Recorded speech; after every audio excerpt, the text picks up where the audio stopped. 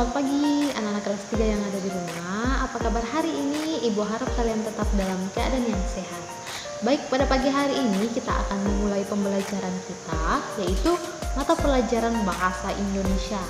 Nah, sebelum kita memulai pembelajaran kita hari ini, terlebih dahulu kita berdoa. Mari anak-anak di rumah mengambil sikap berdoa yang baik.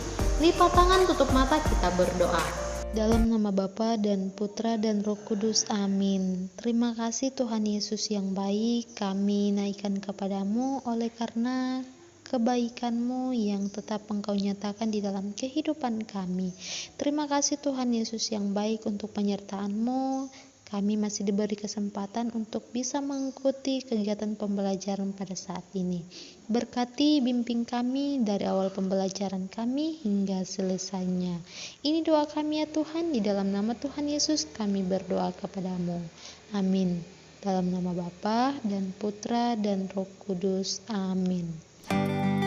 Nah, anak-anak kelas 3 yang ada di rumah, dalam pembelajaran kita hari ini, silakan kalian persiapkan semua buku materi pembelajarannya, buku catatan, buku tugas, dan pulpennya ya. Nah, jika sudah dipersiapkan, silakan kalian buka buku materi pembelajaran di halaman 144.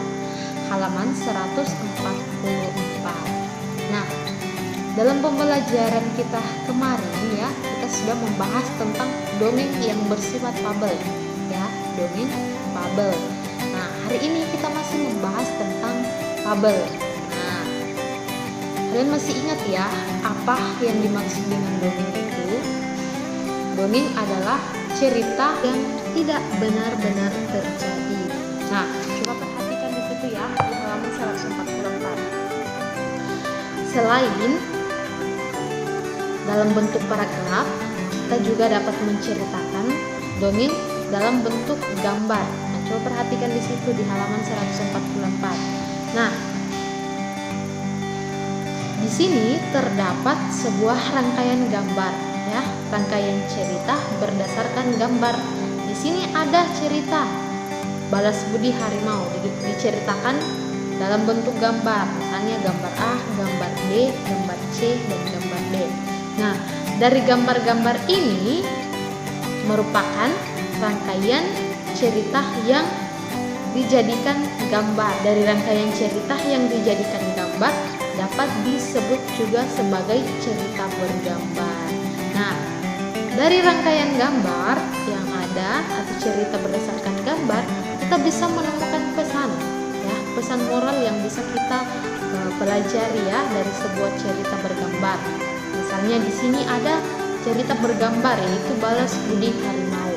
Kalian masih ingat ya ceritanya kemarin kita sudah pelajari, kita sudah bahas ya. Nah, dari cerita gambar balas budi harimau yang menceritakan tentang seorang kakek yang menolong harimau ya yang dalam kesusahan. Nah, dari gambar ini, dari cerita bergambar, kita dapat menemukan pesan moral. Nah, apa contoh pesan moral yang bisa kita pelajari dari cerita bergambar ini? Misalnya, kita harus menolong orang yang sedang berkesusahan ya. Kita harus memberikan pertolongan kepada orang yang membutuhkan. Itu pesan moral yang bisa kita pelajari atau bisa kita ambil ya. Nah, oke, untuk tugas nanti di rumah, untuk lebih memahami ini, silakan kalian mencari sebuah dongeng di majalah, koran, ataupun internet ya.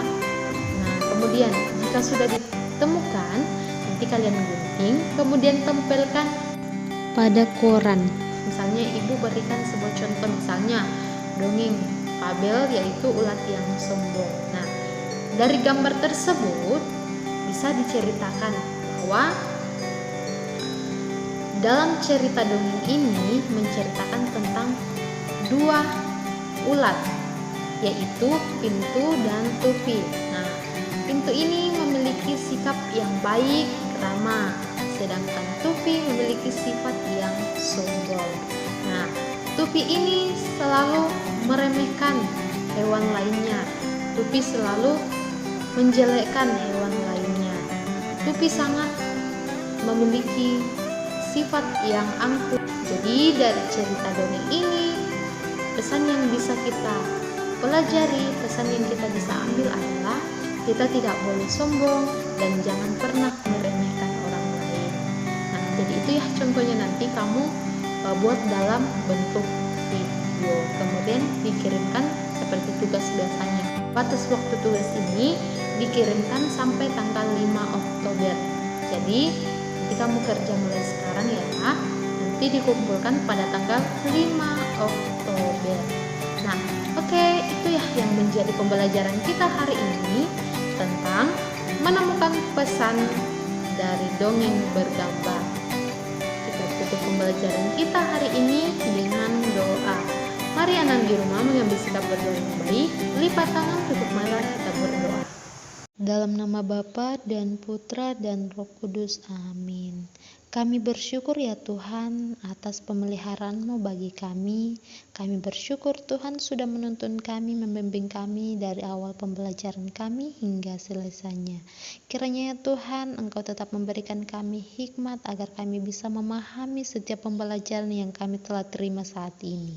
Berkati kami ya Tuhan, berkati kami di dalam kehidupan kami dan di dalam kegiatan-kegiatan pembelajaran kami selanjutnya. Ini doa kami ya Tuhan, di dalam nama Tuhan Yesus kami berdoa kepadamu. Amin.